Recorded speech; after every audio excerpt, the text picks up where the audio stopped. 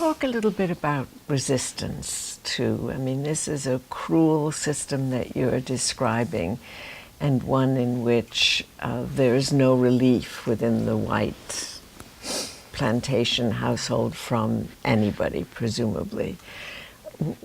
Talk about resistance, resentment, and ultimately abolition. At no point in American history or the history of slavery in this country did slaves not resist their enslavement. And we're accustomed to finding the evidence in the most obvious place, running away. And because the North had become one of the quote-unquote safe spaces.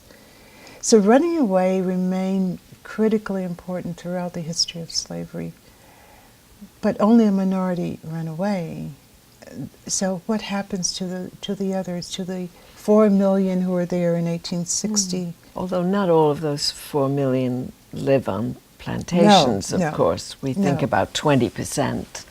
Right, not all live on plantations, but whether you live on a plantation or you live in a city like Baltimore or Charleston, is how you develop a politics of resistance, because resistance can't just happen and operate in a blank space. And so just as a master is trained to be a master, slaves have to be brought up to hold a politics of resistance, and I think that's the work of parents and it's the work of the community. So you can't say to your children, well, go run away. Well, maybe some people did, certainly, or that we're going to organize a rebellion. That's you've learned that's not going to work so well, right? And if you want to live, and at the same time find some way to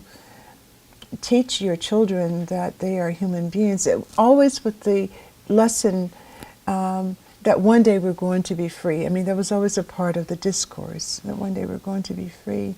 Then you have to teach them, to use an age-old and much muddied phrase, how to resist on a day-to-day basis.